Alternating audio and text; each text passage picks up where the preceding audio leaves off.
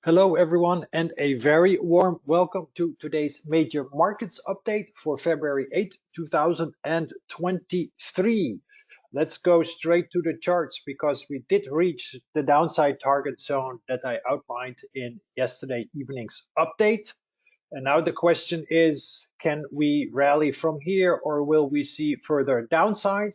Because the larger fourth wave for this potential ending diagonal is still not off the table. All right, so let's have a look where we currently are. Remember, if we are in a corrective price structure, they are the most difficult ones to assess.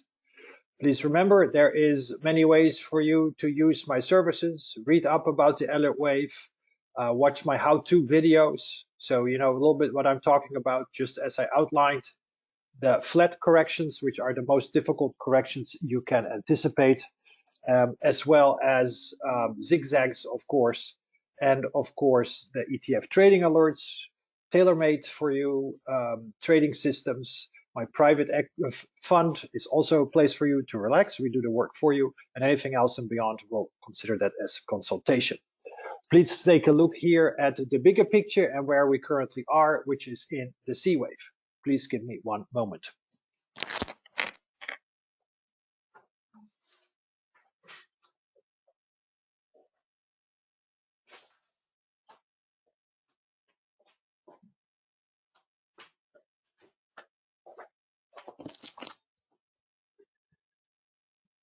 Sorry about the interruption. So we're trying to figure out how this C wave is going to evolve. Normally, we anticipate originally a standard impulse pattern where the waves 1, 2, 3, 4, and 5 progress as I showed you earlier. A very simple impulse. But C waves can also become diagonals. So we're now at the stage where we potentially can develop a diagonal, and we'll have to let the market decide.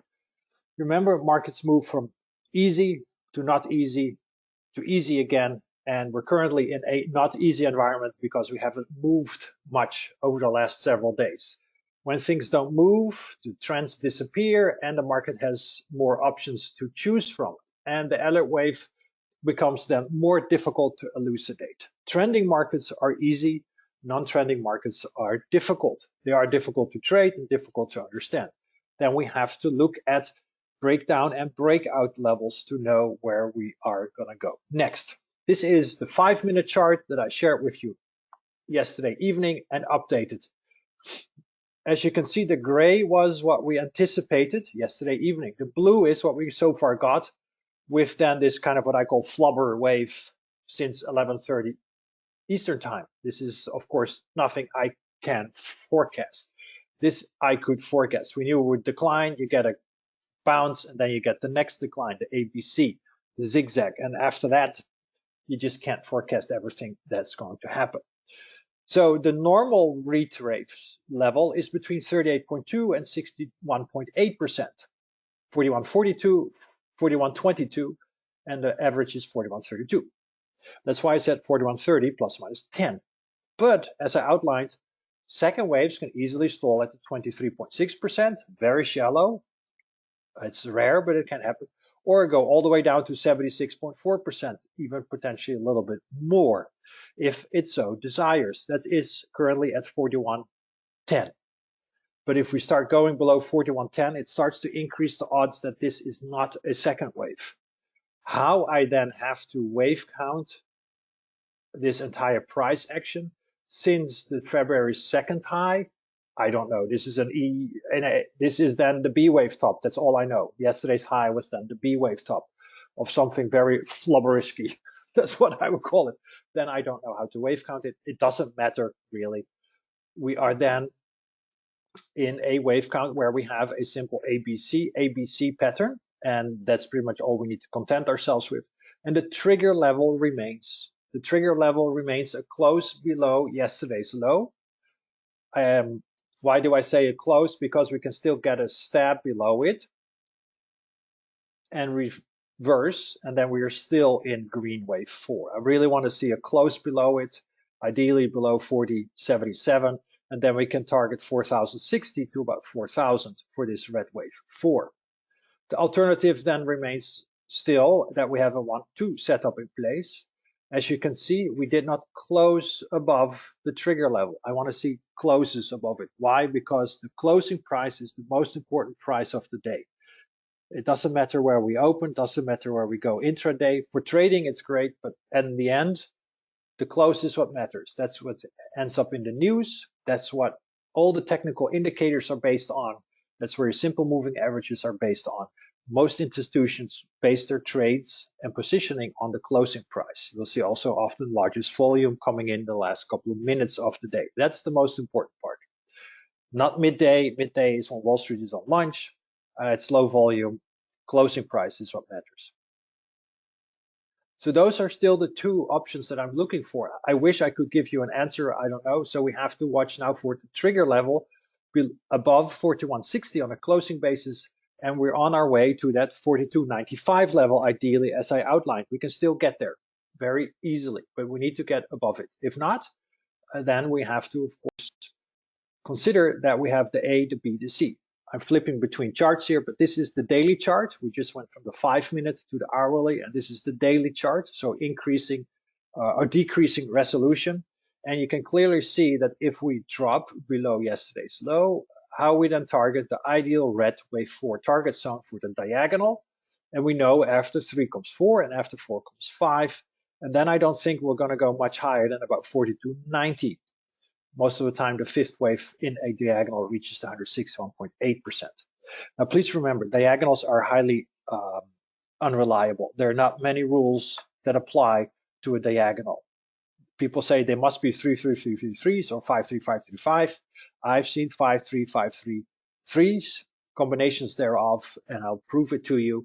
And you can argue all you want, but these are the least studied price structures, and I've studied them to death.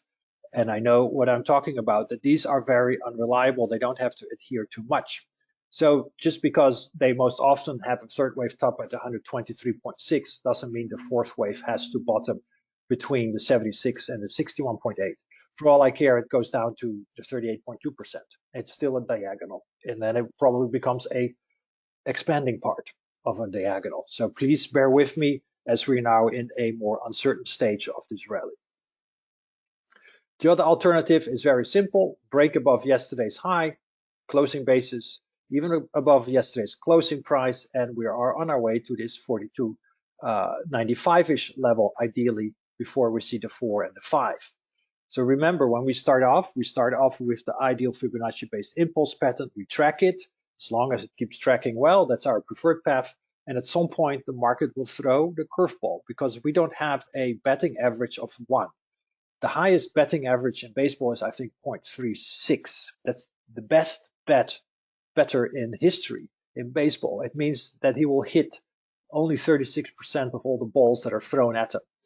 We're talking here a betting average of 0.7. That's about where we are. Why? Because we are able to forecast most of the time where the wave 2 and the 3 will bottom and top, about where the wave 4 will bottom, and then we kind of miss the wave 5. There's always 1 or 2 target zones the market will not adhere to, because if we can forecast everything all the time, that'd be unheard of.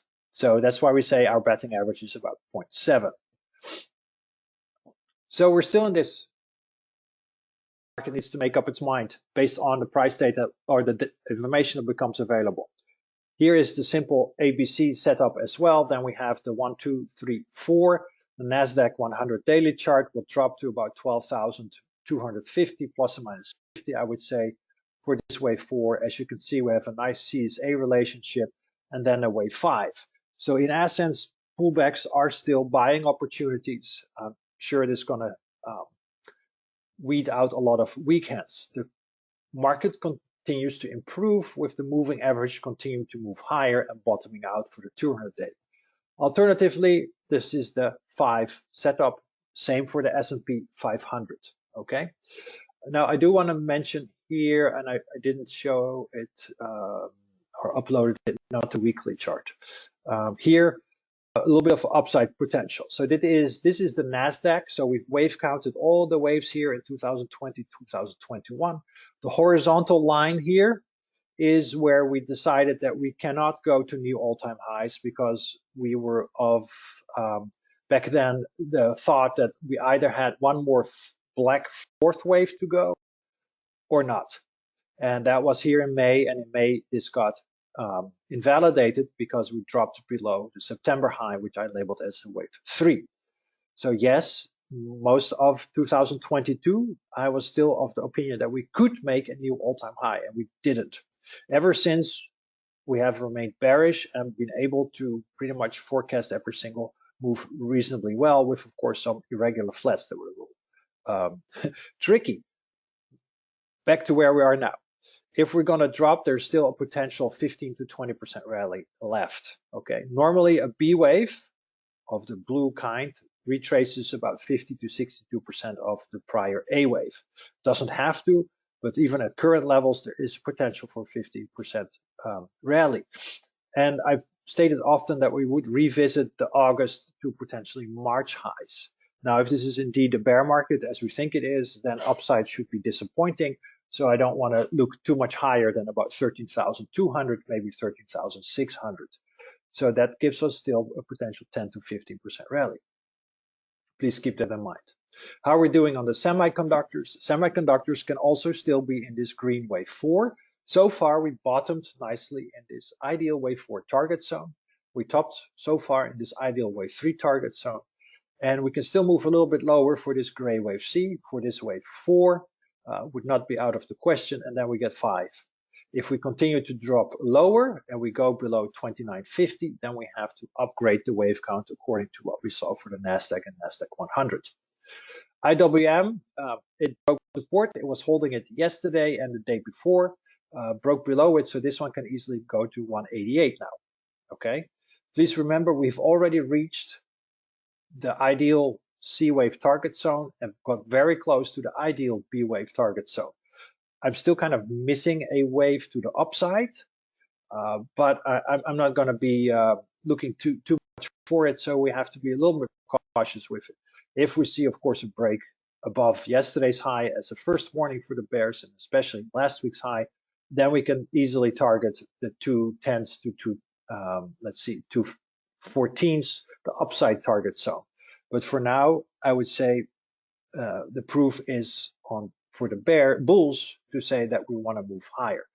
I must say the price action still looks corrective to the downside. I would like to see ideally another push higher because we don't have much of any negative divergence other than a little bit on the money flow. Now, divergence is not necessary to get a correction going. As you can see here in August, we simply kept moving higher on increased strength, and then we just fell out of bed. So it's not necessary, but it would be ideal. How are we doing on market breadth? The bullish percent index on the NASDAQ is essentially still rising. It's not negatively diverging like we saw here in 2021. So this supports higher prices after a pullback as well. The AD line is pulling back a little bit, but I don't see yet anything of a concern. We have not seen any negative divergence like we saw here in October and December of 2021. So this still looks good.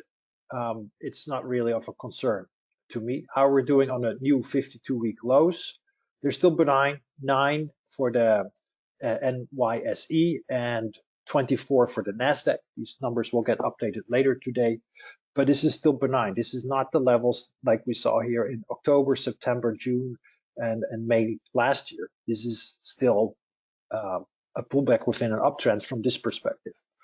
How are we doing on the McClellan oscillator?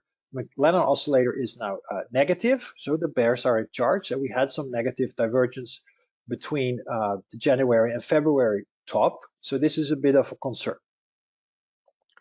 The PMO buy all sell all indicator, I don't have data for today yet, but it remained on a buy until yesterday, so also there no sell signal. So most of the things are still positive. That then brings me to the bottom line.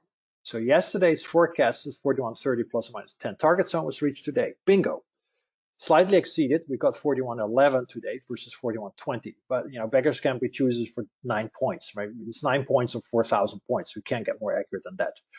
But so it's still within normality. So far, again, so far so good. But my betting average, as I said, is not 100%. So we must always consider at some point we're going to get struck out, and we got it wrong. So this might not be the 1-2 setup that I anticipated yesterday.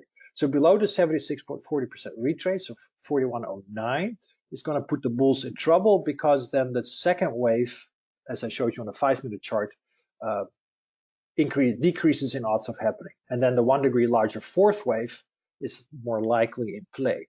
So play it conservative. It's better to be wishing you're in the market than wishing you're out of the market. Confirmation of this larger fourth wave will be on a close below yesterday's low, because then we start making lower lows. 4,060, 4,000 should then be reached for this wave 4 before the wave 5 kicks into about 4,300. So I still believe even if we go to 4,000, that we can reach 4,300. We'll just get there in a slightly different way. If we're going to get the larger fourth wave, then yesterday's high was a B wave of a structure since last week that I can't elucidate. Welcome to fourth waves. There are flubber waves. They do whatever the F they want to do. They really do. Eventually you figure it out. I'm not going to try to even figure it out. It's fine. All we know is that the high was a B wave. Then we didn't get 5 waves up, but we only got a C wave up. Fourth waves are tricky. They can really mask themselves as a impulse. And that's why we have these cutoff levels where we know, okay, so this is why I said this is a low risk buying zone. It's not a no risk buying zone, okay? There is no risk. Life is full of risk. Just because you wake up today doesn't mean you won't die today, okay? There is a risk you will. So there's always risk involved. We try to minimize the risk. That's all we can do. So then we know below these levels, all right, we're going to go lower. Then you can say, oh, it's going to go higher anyway, because that's what he said. Maybe I'm wrong with that one too. I'm wrong till proven right. So please make sure you always cut your losses and take profits along the way. Bottom line, the current price action is still very confusing and overlapping because it's sideways, but it looks corrective. It really does, because it's overlapping and sideways. So I still think higher prices are going to follow, even if we go a little bit lower. Market breadth is weakening, but I still have no sell signals. So that is it for today. Thank you so much for listening. Have a look at the charts, have a look at the slides. Take care, trade safe. See you all on Friday.